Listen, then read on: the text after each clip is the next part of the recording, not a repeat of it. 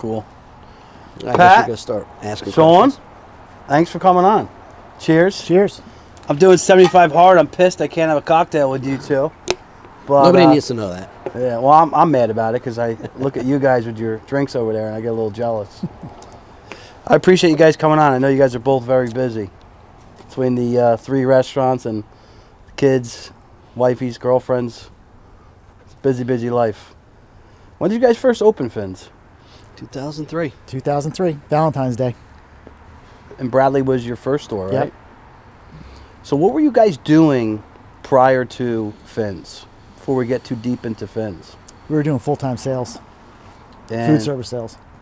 what was the company that you guys were with at the time? U.S. Foods. U.S. Foods.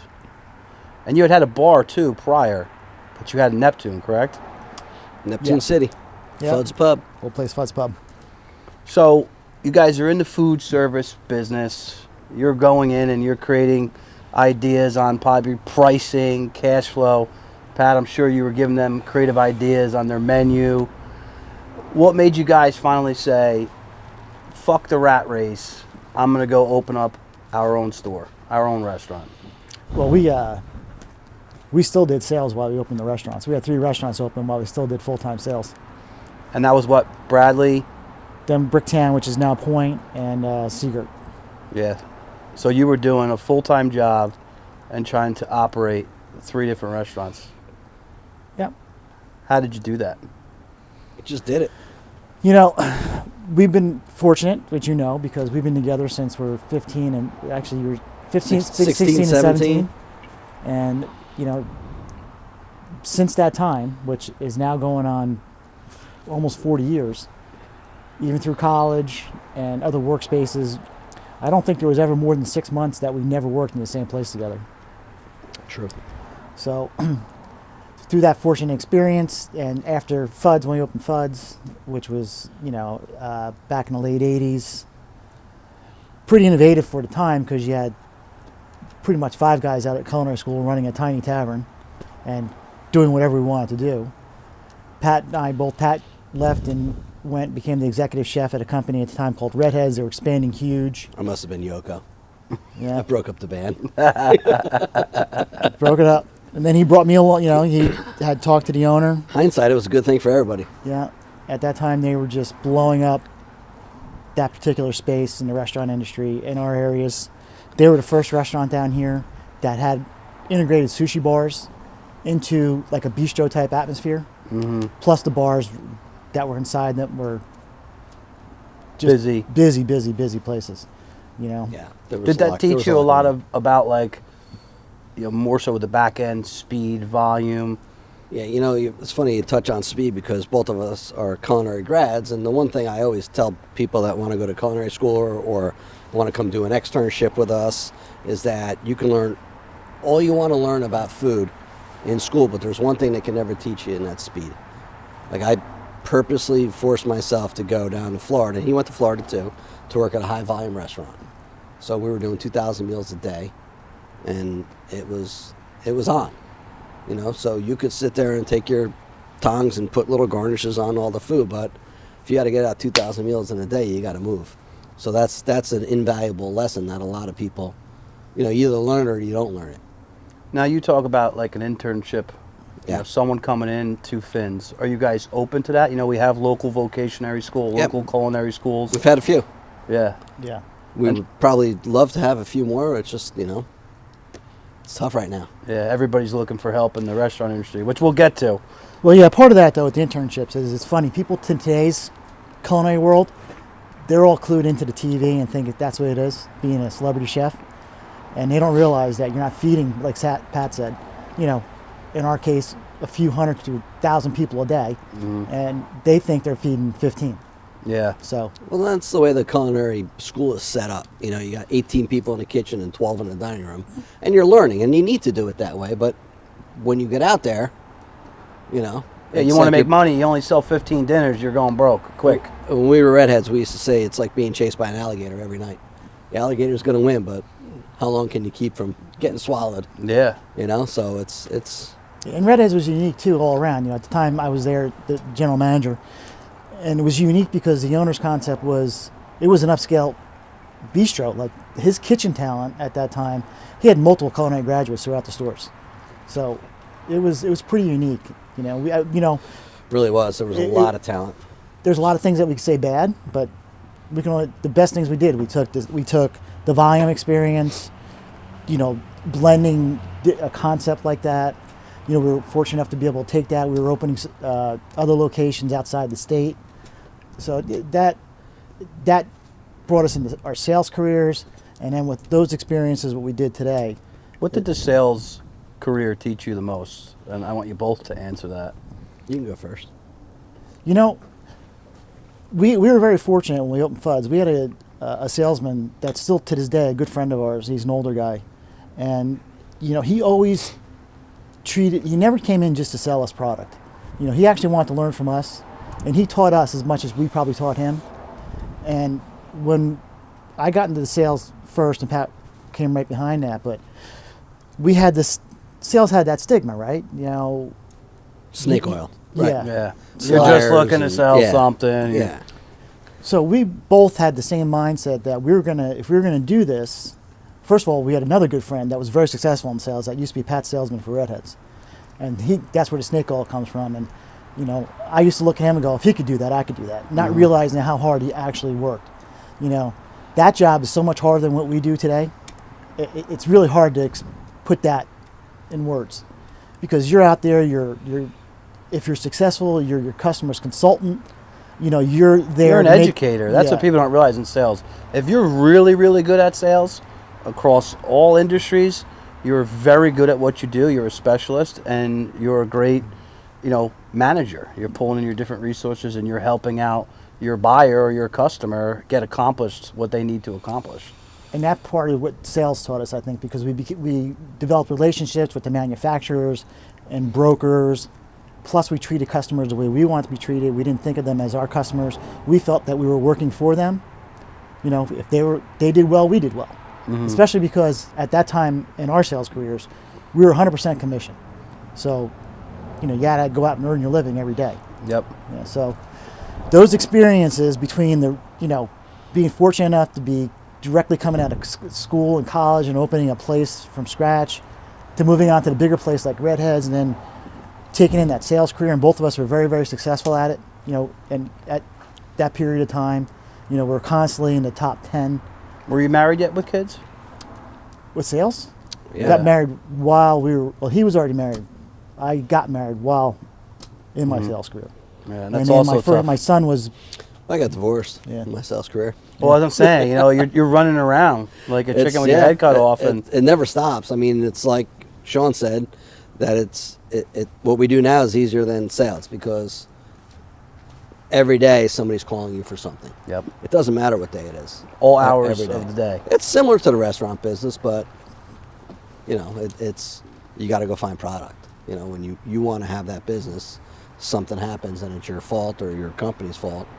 Stop, drop, and roll. You got to go.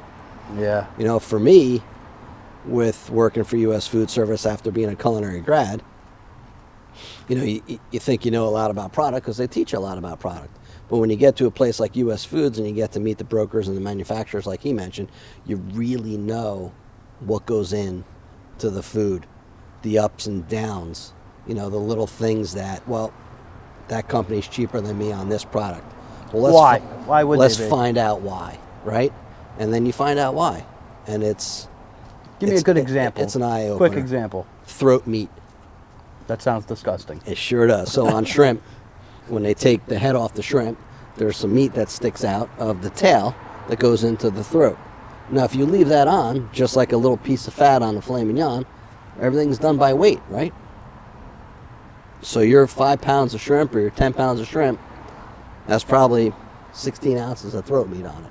That might be an exaggeration. Yeah, and then you're 6 compounding ounces. that over. Right, so you're 20 cents a pound cheaper, but you've got this little tough piece of throat meat. So you guys really were able to learn it's quality a lot of food. A lot of stuff. I mean, canned tomatoes. Is the can lined or is it just tin? Does the tomatoes taste like tin, or is there a lining inside? Calcium chloride in the cans. Why? because, well, if the tomatoes are coming from Italy, they're going to shake up on a boat the whole way, and they're going to be whole peeled plump tomatoes are going to turn into puree by the time they get there, so they need to put it in there. So do you want to get tomatoes from Italy and deal with the calcium chloride, or do you want to get them from California and only have the natural occurring calcium? There's a lot, there's a lot. Yeah. And it's like, U.S. food service for me, because I'm an ingredient person, put that under a microscope. And that gave me the education that when my customer said I need a case of diced tomatoes, would maybe force me to ask the question, what do you use them for? Well, if you're using them for chili, then you need something inexpensive. But if you're using them for, one of your signature dishes, then let's get you something that's nice. Yeah, that's invaluable, like you said. And I think that's where we kind of built our menu around these type of products that were of a higher caliber, because we knew the difference.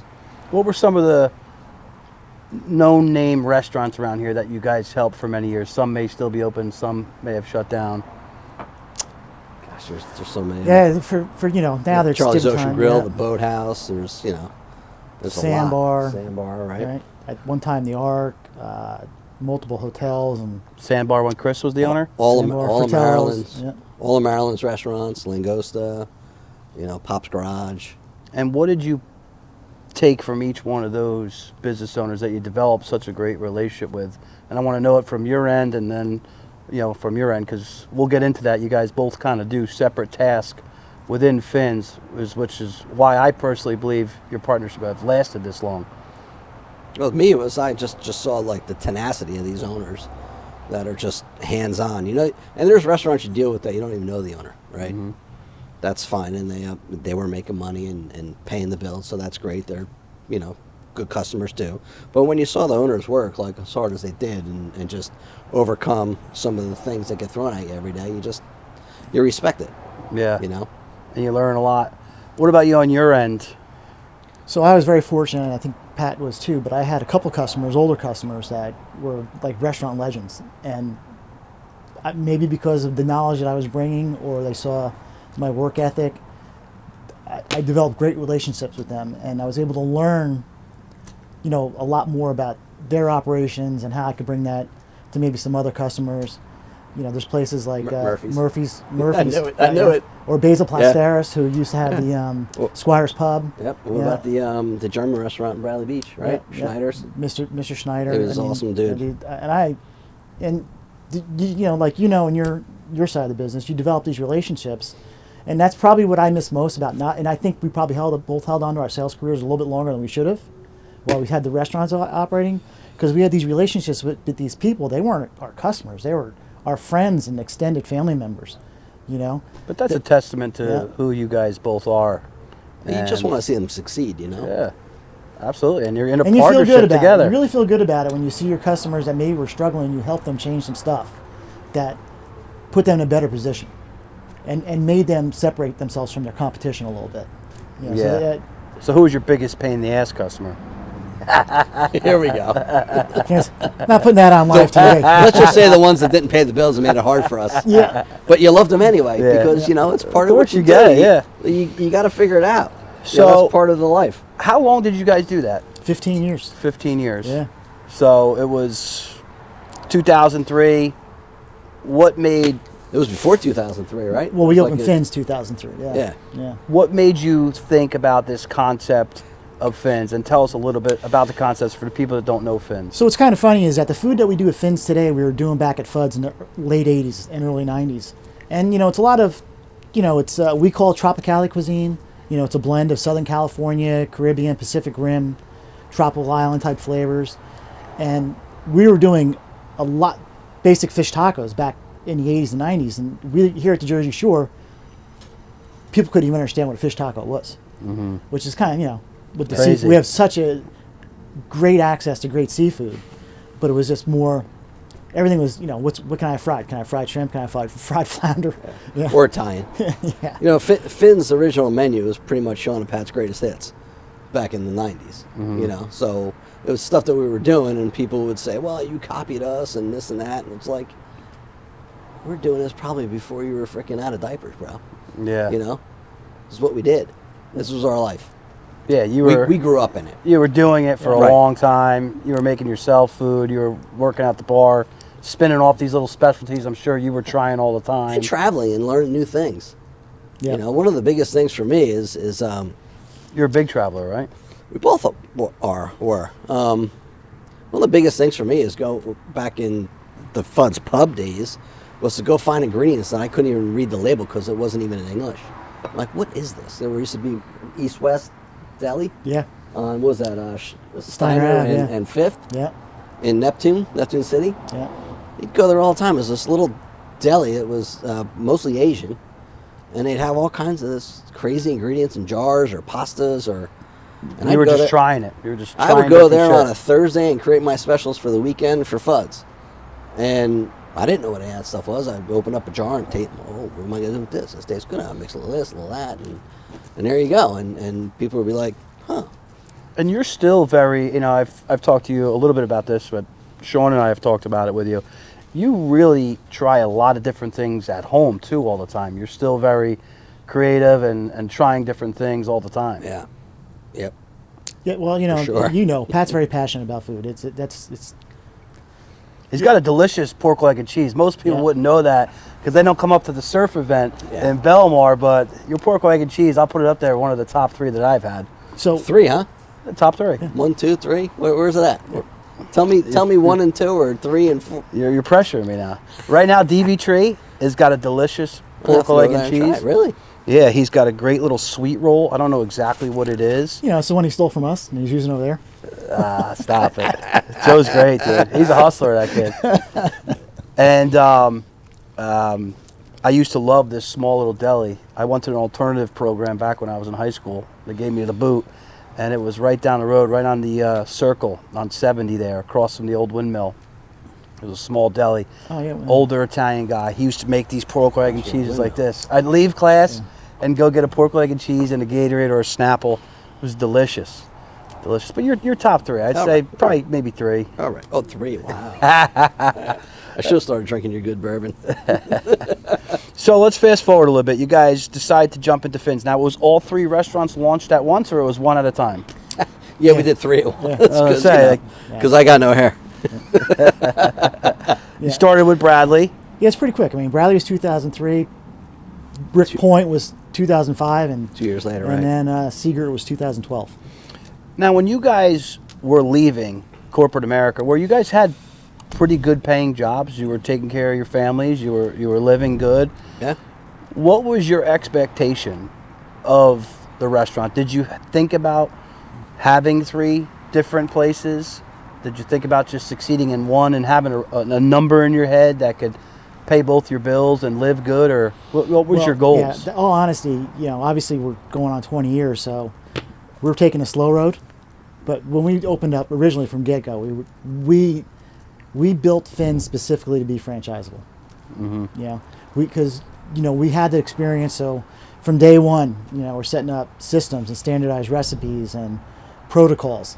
So You're a big systems guy, and I know you're also pretty. yeah, we both are. It's just a lot of experiences over these years that school taught us a lot of that. Dealing with the crazy volume that we dealt with. I mean, the Redheads volume. People today would die to do that volume. Mm-hmm. And there's not a lot of places that did that do that kind of volume still to this day. And So we're jumping ahead, but I'm gonna run with it. So we talk about franchising. Do you guys look to franchise it? Because you have, in my eyes, and I've tried to talk you guys into it, a super successful business. And you talk about speed. I don't give compliments easy. I'm a very direct guy. To be able to walk in your store, order with 6 guys I walk in on a random busy Thursday in the summer, and have my food out in about 5 to 7 minutes, fresh, tasting good, and 99% of the time almost perfect how I order it. And I also like to switch up the dish, which you guys bang me over the head for. That salad, You deserve Hawaii 5-0 with romaine, Yeah. it's delicious though. Listen, what do you mean bang you over the head? Like because you pay more money? I'm not sure we're charging them enough. I mean, listen, you want to be a chef and deviate from the program, you can open up your own restaurant. You can do whatever you want. You walk behind the line, get a plate, and It's impressive to me how fast that you guys are able to push out food. And I think I told Shawn this. I don't know if I told you. It was over the summer. You guys were super busy. You had probably 30 orders to go out there. And this Uber driver, he was an older guy, Uber Eats. He said, or Was this DoorDash. Point? Yeah, in Point. He's like, he talked to your manager, whoever was at the front desk. He said, I have to compliment you guys on how organized this is and how good you get the food out in a timely fashion. He goes, I really mean it. And I was like, wow, that's pretty impressive. I think it comes from all the experience we've had. Like I said, we went to school for this. This is all we've done. We took a little bit of a break for sales, but that, it in the long run helped us as well. Yeah. Like, this is what we do. And Yeah. and what you said before, I mean, our partnership we know is unique, and we're so blessed to have each other and know what each one of us is going to do and each one's strengths, and let the other do what they're doing without question. That trust and loyalty Yeah. is. And then, so to your point, when we decided to open Finn's, we knew from day one we were going to concentrate on takeout. So we've always been 70% takeout. And jumping back to the franchising, do you guys have that in your vision? We're more in the process now than we have been ever at this point, because we're starting to get we're in the process now, finalizing the paperwork for our FTDs and FTC, that kind of stuff. So we're there, Yeah, and So I'm sure you guys. 2022 hopefully can go in our direction. It's been a rough couple of years, but, got to fight through it. Yeah, I think you guys would have a brand networks almost anywhere in the country, especially if you can keep up with some type of consistency that you have here between 3 stores, which again is not easy to do. I know you guys are jumping around all day long, filling in where you have to, especially over the last 2 years with COVID. That's Talk been about the challenge, but that's not the way we wanted it to be or made it to be, but yeah, I'm gonna it is disagree what it with is right now. I'm going to disagree with that about consistency. Anybody that wants to have more than one location with the same concept, it's easy to be consistent, and if you're not, then I say shame on you. It's blatantly obvious. Yeah. You can't go to one location and say, oh, I like this, and go to the other location. Well, it takes a little Where is the number that it changes, though? How many stores in? Because Does it change for McDonald's? Yeah. it doesn't change for McDonald's. I actually was thinking about that today. Does it change for Starbucks? Yeah. How about McDonald's having The service changes. beef in another country, fed different things, and it still tastes the same? Yeah. So it works. Yeah. Yeah, So that's there's some got to science be in the there, goal. but- Yeah, that's got to be the standard you set. So what do you guys, how many stores do you want to launch? How many do you want to go for? All of them. What's all of them? Give me a number. All of them. 100? You see. Hey, you know what? As much as God will bless us have, man. That's a That's good pretty much what it answer. comes down to. Amen. Yeah, that's a Yeah. good answer. I feel it. And I think that you guys, again, will do exceptionally well with it. So we go and we launch these 3 stores. You obviously, family, wife, kids. How do you juggle that aspect when you are as busy you are, especially over the last 2 years when you have limited staff due to all this craziness going on in the world? I've said this to people over and over and over again. It's much easier to run multiple locations as opposed to one. You can juggle things around a little bit. Yeah. And I know a lot of people complain about any business, restaurant business, whatever. I really feel that we're pretty fortunate. We do have a lot of freedom and manipulation, and we can really. It's very unusual that we don't have the time that we need. Obviously, summertime. I've told you this all the time, right? Summertime for us is very fortunate. It's crazy busy. It's lock and load. And it's, over the last 20 years, the stores have needed our attention during the summer. They need our help. And we just had the mindset that we wouldn't ask anybody to be doing anything we wouldn't be doing with them. So. And you do have great staff. Yeah. So not only are you guys restaurant owners and chefs and CFOs, you guys also own a lot of your real estate with the stores as well. Isn't that correct? Yeah. Yep. And you guys also have gotten into some other real estate outside of that as well. Yep. What made you want to jump and do that? Just diversification or? Yeah, a little diversification, hopefully another asset. It's the same thing that set us on a path from going from, working for somebody else to having our own sales route, which basically is working for ourselves, and then opening up our own businesses and just realizing that you need to continue to just Grow your wealth. move it on. The lazy person gets lost, right? Yeah, constantly uncomfortable and just keep moving, keep growing. Yeah.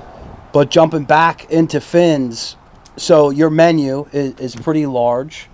It is a little large, isn't it? You guys have put together a lot of really good specialty items. I know, some of them are really popular. What is your most popular item on the menu? I know you love this. That's a corporate secret. Well, it's 2 items in particular. I could take a guess. Yeah. good. Let's see what you got to say. The Natty Dread and Hawaii 5-0.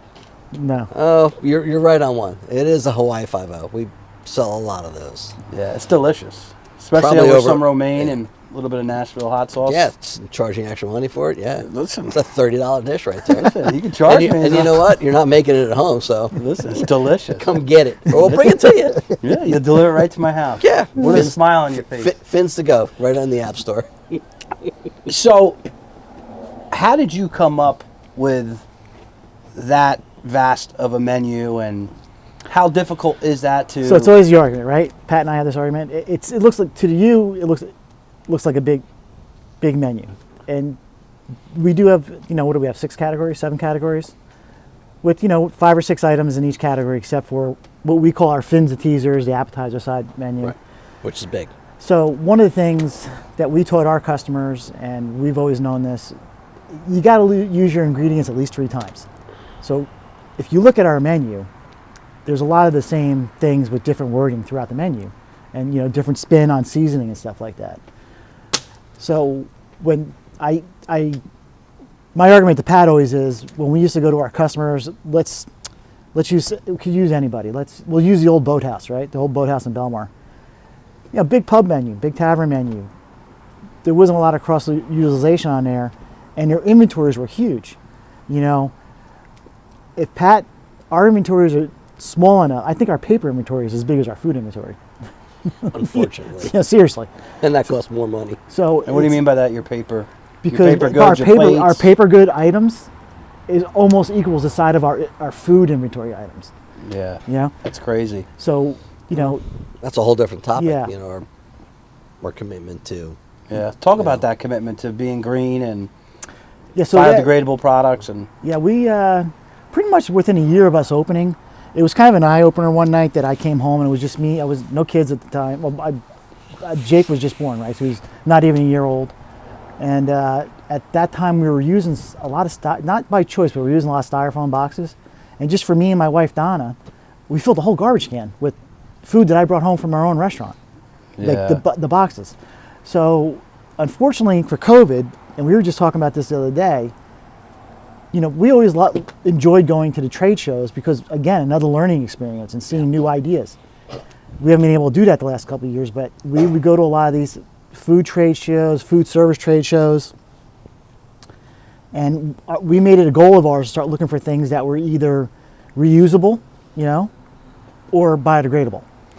And most of your to-go stuff is. Yeah, and I'll give you a great example. The cups that Giant Stadium started using about 10 years ago were the cups that we were already using for over 5 years. Yeah. And that's got to be more expensive 100% for your more bottom expensive. line. So much more expensive. Yeah. But, it's just and responsible. before green went popular, you were doing that already. Yeah, it's just more 19 responsible. years ago. Yeah. It just goes in with the surf community, right? So you want to be friendly to the beach, and you don't want to create a footprint, and you just want to, put your food in the best possible container you can that doesn't create damage. Yeah, and it's a sturdy to-go container. It's not. Yeah, they've something- evolved. They weren't always great, and a lot of times some of the packaging, a lot of it's come back over the last few years before COVID started to come back onto U.S. shores, but majority of it comes from China still, and the quality and inconsistencies from a lot of that packaging is still pretty rough. Yeah. Well, we could blame China all day long. It's a whole nother topic. But it's even before this craziness that goes on today.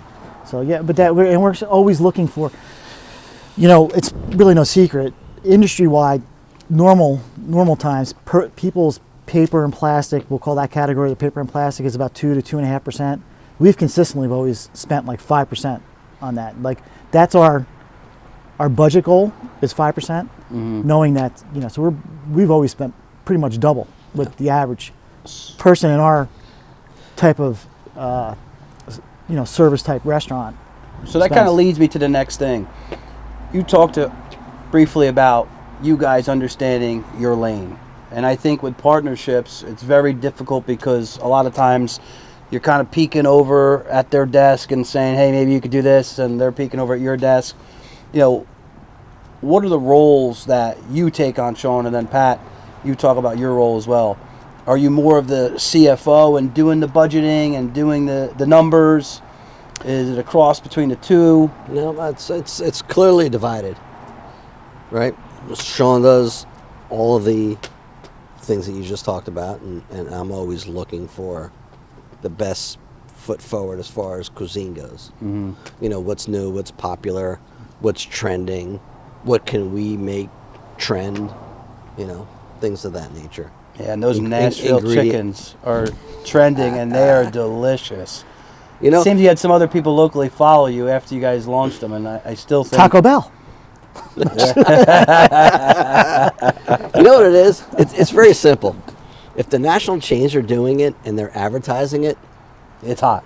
Ride some coattails, right? Yeah. So they're already advertising it, and you could do it just as good, if not better. Why not? Yeah. Right? Because people want it. They're delicious, and I usually don't like hot stuff, but that day I came in... You think that's hot? I don't think it's that hot, actually. I think it's like subtle. It's a balance, you know. It's sweet and hot, Yeah. which is You perfect. should try our lava flow burrito. I will. Have to check it out. It's a little spicy. It's spicy. A little hot. It'll treat you right. Having a partnership that has been around this long, what would you say, besides staying in your lane, is one of the other key things to keeping it going and growing together? Because there's also personal things that come into the mix. You have, your marriages, you have your children's, you have ups and downs and health and other things that are outside factors. Divorces. Divorces, right? All types of things that play into business. I guess we're a little old school in a lot of ways. I mean, we're friends. We're not just friends, we're family. And it's been that way. I don't think it comes into play in a negative way ever. Nah. It's been that, No, it's like... because, if he and I have an argument, it lasts about 30 seconds, and we move on to the next thing. And, he's making fun of me for something else. Mm-hmm. It's never in the way. It's never gotten in the way of growth. Mm-hmm. Or has ever held us back in anything. Or each other. I mean, I can speak for myself. There's never any jealousy on my part. Gosh, no. So I don't know that's the norm. Yeah, we're just incredibly fortunate to, I couldn't do this without him. Most partnerships fail, as you guys know. Yeah. So again, a testament back to maybe some of your old school beliefs and just. And it is. So when I pushed him way back when to open this concept. He did. But I wouldn't have done it without him. Yeah. I knew the only way for us to be successful is for us to do it together. Mm-hmm. So to put it in perspective, his son Jake is 19? Yeah. He was in a baby bucket on my kitchen counter when Shawn and I started playing with all the food in my kitchen. Mm-hmm. Like, all right, this is what we're going to have. So let's just make these things, test them, and, Yeah. and see how they go. He was like this big. Yeah, it's a long-term friendship, and again, it's really cool to see because I've had a partnership in the past, and my ex-partner in business, he's a great guy, he's a great man, great dad. It's just very, very difficult to keep those things together. Well, one piece of advice that worked for us is that when we decided to do this together, it was us doing it together. It wasn't us doing it with our families at the time. It wasn't Pat becoming a partner with my wife or me becoming a partner with his wife. We were going to be a partner together, and we were going to make decisions together. Obviously, we have, when you're home, you talk about different stuff, so maybe that might help others. But I know that has really helped us. That's been totally kept separate. We bounce things off. Of course, we've always included family members when we think we have to, but that to me was very important. I know to him it was very important too. And one thing I like to touch on too, jump into our next topic, is you guys are very involved in the community. Talk a little bit about some of the stuff that you do that's charitable, whether it be some of the booster clubs or always supporting local chambers, supporting the surf community heavily, which I know you guys do. Talk about a few of those things. So, again, when we opened Fins, one of the things I was pretty much a stickler about, and I think it probably came from our Redheads experience, was that this is who we are, this is who we're going to be, and we're not going to deviate from that. And that's, I think, where a lot of other restaurants get to trouble, because let's say you're a tavern and they try just to be everything for everybody. So we were going to, just like when you came in on Sundays, we weren't putting football on the TVs. This is what we show you on our TVs. It's surf and extreme sport videos. So when it came down to, we believe strongly in giving back. You don't do this without the people that you work with, and you certainly don't do it without your local communities. So as much as we can, we want to, whether it's supporting the local dine and donate for your school or the local sports teams, those are the things that we choose to try and help the local people as much as possible. If we can be a t-shirt sponsor for somebody's youth team, if we can help out with the local fundraisers for the 5Ks, for the police departments and the first aid squads and the fire departments, schools. And what is the surf event that you do in Belmar? Or back in the beginning, and we're going to do these again because they're becoming, they're becoming popular again. Is the fundraisers where we go into people's houses, right? You go into somebody's house, you set up your little kitchen, you serve your food, and it supports the charity. Now you would come in, or you'd be having your staff, or Shawn and I always do all those things. Have we ever done anything that it wasn't you and me? No. Have we ever sent anybody?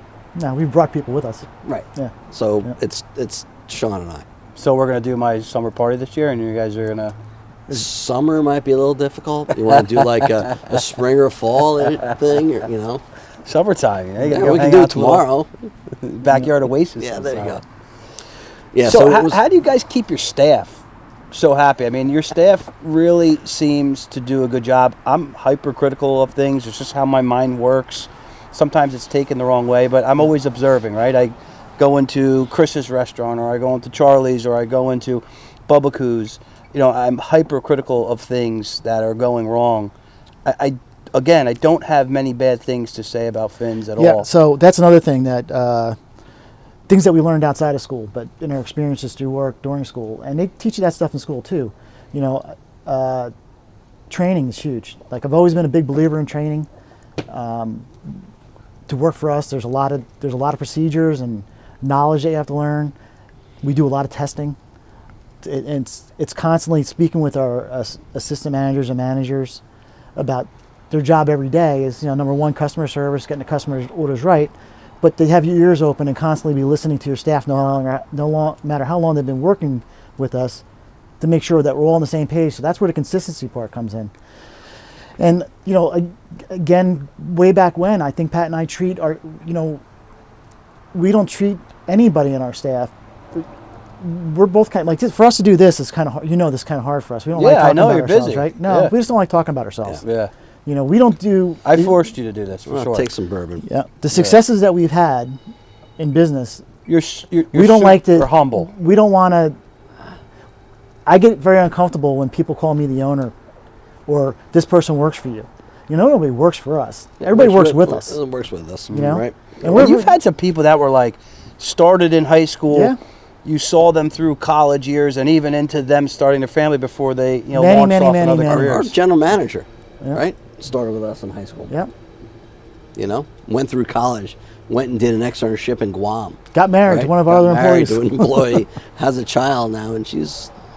Yeah, but see, I think family. I think that's cool in the local community, and to do a little bit of housekeeping here. This is about people who wanted to leave the rat race and launch a business, or they didn't love the traditional school route and they want to just not go to college and be a business owner.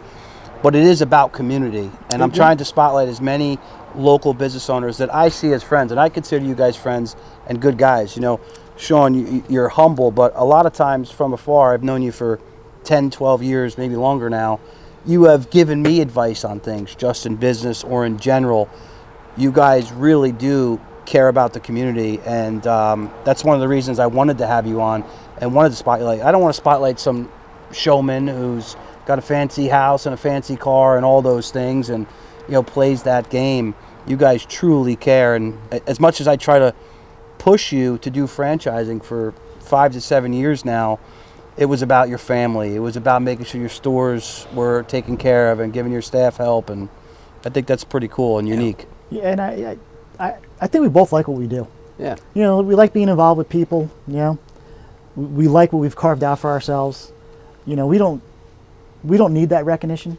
You know, we like the fact that a lot of the kids that have worked for us have gone on to success in other areas or have been with us, and it goes back a long time. We still have people that we worked with at FUDS that are still our friends. You know, and still reach out to us, and we have people that we work with that are redheads, and it's just. How many people on staff do you have at full capacity? Again, I know there's been a staffing issue due to COVID. Well, things have changed a lot. So, a couple of years ago, we would have up to about 150 on staff. That's a lot of employees to manage. Yeah, but imagine now where our average staffing is between 90 and 100 now. So it's really come down a lot. That's significant. Yeah. What's that percentage? Unfortunately, we're as busy or busier than we were then. You led me right into my next question. You're humble guys. You know, we don't need to spill out your personal business, but, you know, what type of volume amount of burritos or sandwiches or Hawaii 5-0s are you throwing out? And a ballpark revenue that does for you guys? Volume is, I mean, we'll feed in each store, even, you know, this time in January, we'll feed several hundred people a day in these tiny little footprints of stores that we have. Volume-wise, you know, like I think we touched on it before, we're in the not upper seven figures, but you know, seven figures each store. Yeah, that's impressive. Yeah. And that's inspiring for somebody that is coming out of culinary school and going, you know, I don't really want to go work for Olive Garden or a chain. Maybe they can, you know, cut their teeth there, but say, hey, I can come up with a concept that I believe in my community, right? You guys were surfers and into that whole world, and you went and launched it. To your point before, believed in it and kind of stuck with that, and you're having all this success today. That's pretty impressive. You know, it's a lot about figuring out what the customer wants, and that is always evolving. And keeping your finger on that pulse is very important. You know, I can go and do white tablecloth, and you know, and I've worked in plenty of places that were like occasion places where you went there for, you know, anniversaries or birthdays, and that doesn't cut. You know, that doesn't cut it. Yeah. You want to create a concept, or we wanted to create a concept that you're going to go there for lunch because you're on business with your, you know, your business partner or your clients, and then come back with your wife, right? Because the food's good, it's affordable, and it's just as good as a white tablecloth, but it's Finn's, right? Yeah, and it's relaxing, it's easy. Yeah, it's you know, $15 a head and a good time. Yeah, and our goal was always, you know, like Pat said, you know, we've talked about this a lot over our careers together. You know, Pat could go anywhere, right? He could be in any restaurant, high-end restaurant that does that type of, you know, high-end white tablecloth. But they're cyclical, and you know, today, you know, and they very much depend on economies, right? Yeah. We actually do better when the economies are bad. Yeah. Right. You're able to have more staff. Well, people are spending money. That's a different story, but you know, like our goal, you know, it's the money. It's the money point. You know, Yeah. it's like dollars per meal, and you know, we've always even at FUDS, like we've always had that concept of come to us 4 or like, 5 times a month. You know, let's not 4 or 5 times a year. let's give you close to white tablecloth food for a pub fee. You know, because you can. You know, because there's plenty of places out there that are serving food, and they're charging a lot of money, and they don't need to. You're looking to maximize the margin. It just doesn't need to be that way. It really doesn't. Like, you can give high quality food and still be affordable. Yeah, and I believe that when you say it too. And again, I don't go to repeat places, but sadly to admit, probably over the last 3-4 months, I've gone into Finn's, you know, 2 times, That's sad to admit. sometimes, you gotta pay the electric bill. sometimes 3 times a week. Yeah. And, you know, I'm always coming back happy. And I can get the same exact thing every time and be happy. And I can't do that. Listen, we can serve frickin' penne vodka with chicken, charge $25 just like everybody else. But why? Right? You know, why be like everybody else? We can give you something for $15 that nobody else has. It tastes different. It feels different. And it's $15, right? So, you know, in our lane, the last 20 years, a lot of people have concepts that are similar to ours, right? But they don't have they don't have the variety of food concept that we have. You know, they're not using the ingredients that we use. You know, a lot of even though they might be in the same lane as us, their food doesn't travel home as well as our food travels. You know, we've put a lot of attention into that. Yeah, I was going to ask you that too. Here we go. Is the delivery and the technology that has evolved, right? It was for years answering the phone, you're writing down orders, and I'm thankful that you could still do that, because I'm really not an app guy. I don't love that. Yeah. I like to be able to call up, and if I'm changing the order, because I do like to change stuff, I want to be able to describe that on the phone versus over an app where there's going to be lost communication. Right. When did you guys, because I recall years back, you were a little reluctant to utilize the platforms like that. What changed? Yeah, it's very important to me and Pat that we like you said, we want that touch with the customer. We want to be able to give them that, because, you know, people have a lot of options, right? You can go spend your money anywhere, right? There's a lot of places competing for your stomach space. So what's going to make us better, and what's going to bring you back? You're right. I was, you know, it was more me that I wanted people still answering the phones, and I still want people answering the phones because I want them to be answering questions like you said. You know, I mean, the obvious answer is the labor market has changed. So we've had to embrace a lot of these technologies, you know, and that's Has it made it better? It's one of the reasons why we've gone from 150 to averaging 90 employees. You know, Now, it's kind of sad statement to say that. But has it made your business and your bottom line better? You know, I think if you don't do it, you're lost. Especially for us with our segment of business. Like, people are lazy. They want to sit on their couch in their pajamas. This is nothing new. This is something that all the restaurant magazines have been advertising for at least 8 years. Like, your tomahawk chop's awesome. Fantastic.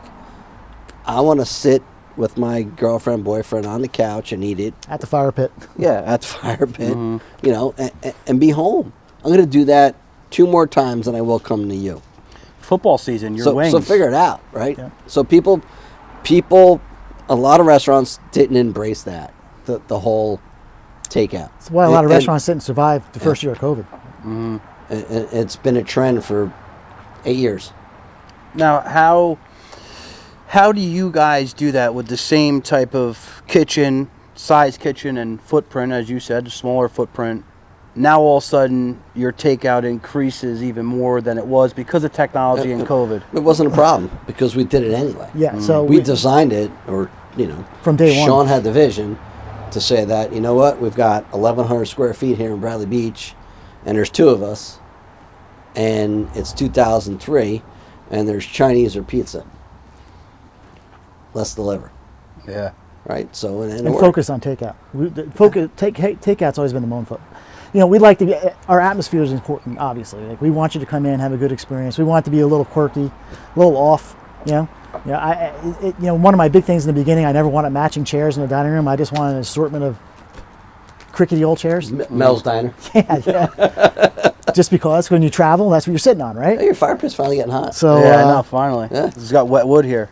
That was, and then, you know, with Pat, you know, the way that he particularly, you know, with design the menu, our menu is built for takeout. It really is. It travels well. Yeah, again, I was saying it before, you know, during football season, I order your variety of wings. You know, again, Hawaii 5-0. Over the summertime, I have 15 people back here. I don't feel like grilling. Getting it delivered over, it always shows up, you know, packaged properly. And that goes back to your reason saying our menu's big, right? Because we have that. Right. That was also a big focus of us. It's always been a focus of ours, having that big appetizer side of the menu. Because I'm that person that when I go out, I don't want to order an entree. I want to order 2 or 3, 4 appetizers. I want to try a little bit of everything. Yep. So 100%. Fins in the future. You guys are obviously looking to franchise. How long do you want to do this? Where do you want to take this? I know you're saying, you know, whatever, you know, the big guy upstairs blesses you with. You know, give me an ideal, you know, store count, and then you guys maybe hand it off to the next person that succeeds you, or you get bought out. What does that look like for you? Because again, you're not getting any younger, right? You have family. Who's got a crystal ball? Who can tell? Yeah, it's. Who knows? Would it be great to have 500 stores, 1,000 stores, 2,000 stores? 500 stores. Yeah. Would you take it to that big if you could? If it all absolutely, exploded? absolutely could. But, you know, you look at somebody like Jersey Mike's. Yeah. Jersey You Mike's live in around the reach. corner from the man, Yeah. right? Yeah. He's right over there. He better get on Fireside soon. Peter, Yeah. I'm coming for you. Peter. Yeah. He's a good dude. They didn't reach 500 stores till 2012. Peter, you listening? Look where they came. You want a restaurant like Finn's? Come on, baby. Yeah. We'll help you out. Yeah. You know me. I sold you for 15 years. I don't think he lives there anymore. I think he's living in Florida. Good for him. He's in the warm weather. Yeah. So a thing I like to do towards the end of this is talk about a couple different things. So if a young person's looking to leave the rat race and they want to get into a restaurant business or any business in general, what's one thing that you guys would tell them when they're embarking on that journey? You gotta have a plan, and you gotta have that plan, and you gotta believe in that plan. And people are gonna try and pull you in different directions, and you gotta focus on who you want to be, and be true to who you want to be. Chase a vision. What about you, Pat? Your 9 to 5's never going to cut it. You're going to be right where you are now and then later on in life. It's true. It's the side hustle. You know, people want to sit there and complain about where they are and they don't make enough money and, you know, I'm not paid enough. Can't travel, can't do this. But they've never seen the other side of it. They've never seen the struggle of, you know, making payroll, paying the payroll taxes, you know, filling in who isn't showing up. Like that whole side hustle is going to cut your teeth. So if you want to do more than than the next person, you got to actually physically put in the work. Yeah, get after it. Look at other successful people. You're not going to tell me anybody that's reached any sort of success that works 9 to 5. Yeah, you want more, you got to do more. Yep. It's like your 9 to 5's fine to pay your bills, but if you want something else than that, then you've got to figure it out. You've got to work harder. And taking night classes to get that extra education, you know, working that second job, getting more experience and being able to pay your bills. It's just, you know, we come from a different generation, and we had great examples of, you know, parents and family growing up that came from nothing, absolutely nothing, and made nice lives for themselves and set that example for us to strive to do, you know, to do what we had to do to be comfortable. Yeah, that work ethic was ingrained. It's not all about the money. It actually isn't all about the money. I like working. Yeah, it's a fault. I like to work. It's a challenge for you. You're a smart guy. You're well-read. But now, you know, you got things like Uber, the gig economy. You know, it's like there's options. Like just go and do it. Yeah, take steps. Right. I don't want to sound politically incorrect, but I'm gonna. In today's day and age, it's a choice to be poor. Yeah, there's too many opportunities to go out and do better for yourself. Like we are in a situation, and we've always been in this situation. We've always felt this way. Like we need people to rise up. We need people to rise up and rise above, and just ask us. If you're working for us, what can I do to get to the next level? And remember, the person you're working for at this moment, it's not their responsibility to make you worth more money. It's your responsibility to go out and make yourself worth more money. Yeah, pick your brain. Yeah, and I think one of the biggest things that we've bestowed on a lot of all of our employees that, you know, at the end of the day, Shawn and Pat don't pay your salary. That person that comes to the door, that guy that orders a Hawaii 5-0 with all the modifications, he's the guy that actually pays your salary. Like, if Shawn and Pat had to draw money out of their bank accounts to make your paycheck not bounce, we're not going to do it, right? That's the customer, and that's the person you should be beholden to.